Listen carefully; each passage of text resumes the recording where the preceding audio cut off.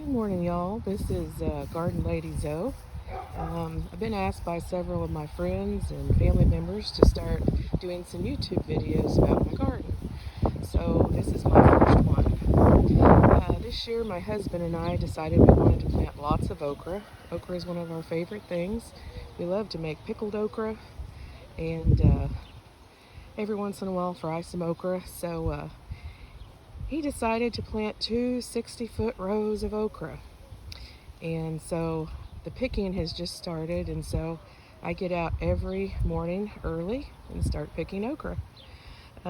We have three kinds mixed in here, which probably isn't a good thing, but he wanted to try some new ones this year. So we planted some jambalaya hybrid, some red, oh goodness, it's not red velvet, I'm trying to think of the name of it, but the red pod okra, and of course the Clemson spineless, which we've always planted. Next over here, I have my green beans. Well, right now I've got some weeds in there still that I'm picking out. This is all newly plowed land on this end this year because we decided to make our garden a little bigger. We decided if we could plant more vegetables and preserve them by canning them or freezing them or drying them, we would be better off to kind of stock the house up with groceries. The problem was the seeds that we planted for the green beans that we wanted didn't come up very well. So we just ran in the house and got some dry beans and brought them out here and planted them. They do taste good, but they're a broad bean and they kind of vine up a little bit, so they're not quite like our other green beans. Over here, just a few weeks ago, I planted some pumpkins. They're small pumpkins used for pies. And since pumpkin is one of our favorite things to make pies and bread and cookies, that will be really nice to have some home canned pumpkin. Over here, we planted some rhubarb. I've always wanted to grow rhubarb, but southwest Oklahoma is just not a good place to do it because of our heat. Today it's supposed to be over 100 degrees. So far we've only lost one plant, and hopefully that's all we lose. If I can keep it watered and keep it fertilized and keep it going through the summer, then maybe in fall we will have enough rhubarb to make at least one pie around the holidays. Over here we have leek, and right now there is a lot of grass in my leek. This is also a newly plowed area, but leek has always been one of my favorite vegetables for braised leek, leek potato soup, like to slice potatoes with some leek in them and some cream and bake them, just anything like that. Right down here I just have a few little radishes planted. Just planted them here about a week ago, and I've got to thin them out a little bit, but I like a little radish in my salads. Okay, coming back up here. Right now this is kind of a mess because this is my first group of squash that I planted, and the zucchini packets said they were the same variety of zucchini, but yet they look nothing alike. And right in here I have some cucumbers called Little Munchers that I got from Baker Seed Company, and I haven't tried them yet, but I will be trying some today. My zucchini plants are huge, and I've got to figure out a way to I guess start pruning them back a little bit so they don't put all their energy into growing leaves and put more energy into growing the fruit.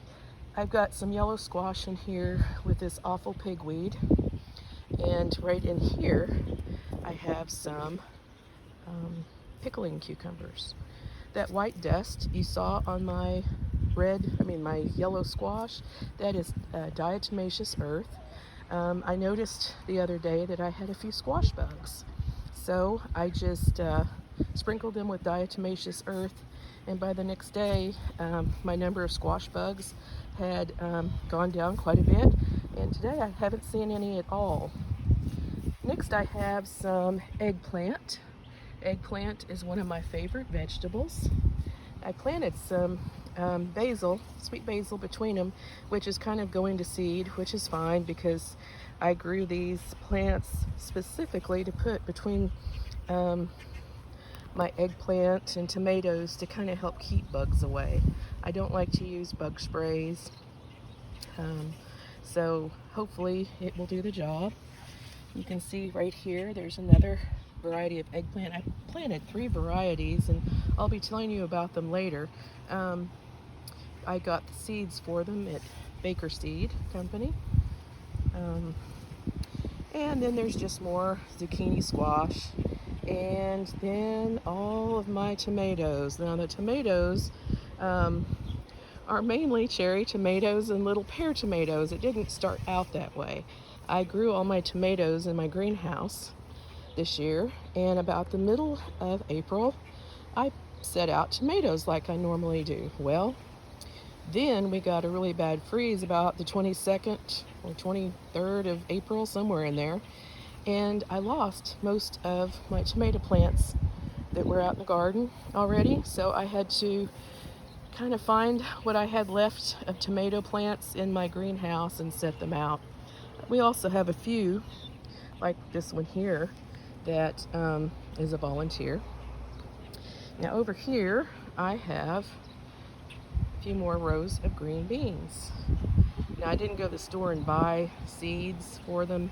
I have planted pinto beans for green beans before, and they seem to work pretty well, except for the stringing part, but I guess I'll just deal with it. Right here are some pepper plants, and if you look really close, you can see that some peppers are starting to grow on them. And I grow these varieties every year. They come from Burpee's seeds. One is called Big Daddy, and it's like a long yellow, don't know that I would really call it a bell pepper, but it's a sweet pepper, and it's big enough that you can actually slice it open and stuff it with anything you would want to and bake it. And then there's some that are supposed to be oh my goodness, they're red. Oh, I can't remember the name of them. I'll have to find the name of them. But they're more of a blocky shaped, but they're also long. Then if you come over here, I have Brussels sprout plants. And believe it or not, I planted these the 1st of March.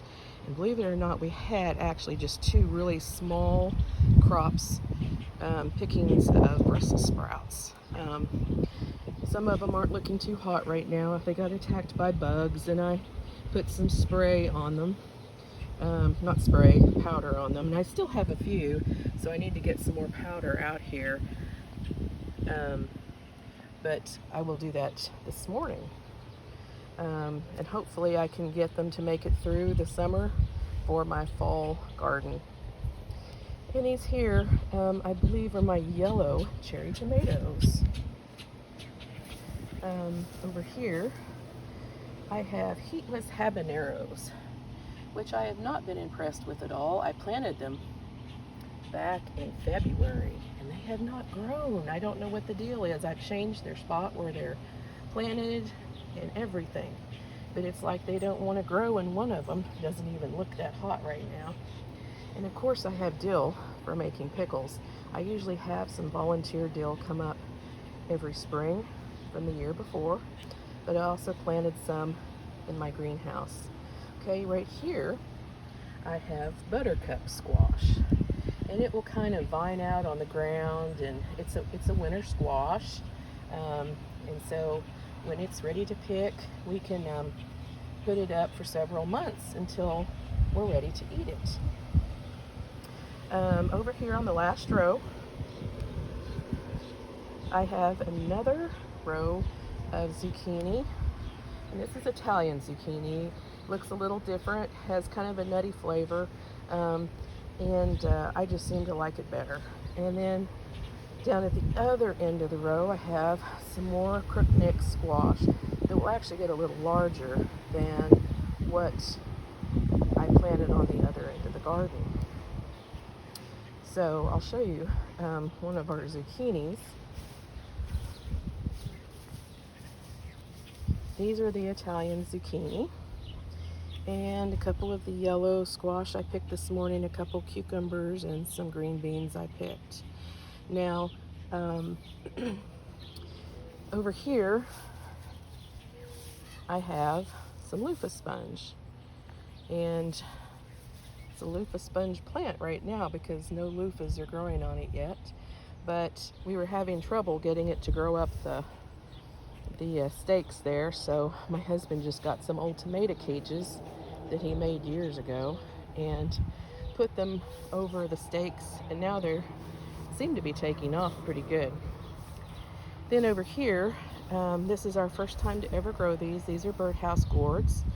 I've been watching a few videos on good birdhouse gourds, and they just turn out beautiful. Some people have a lot more room for them to grow. I just wanted to try a little bit this year.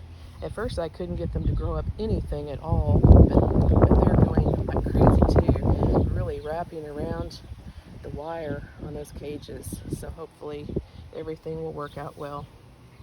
And the last thing I really want to show you this morning is my blackberries. We planted these blackberries about 2 years ago.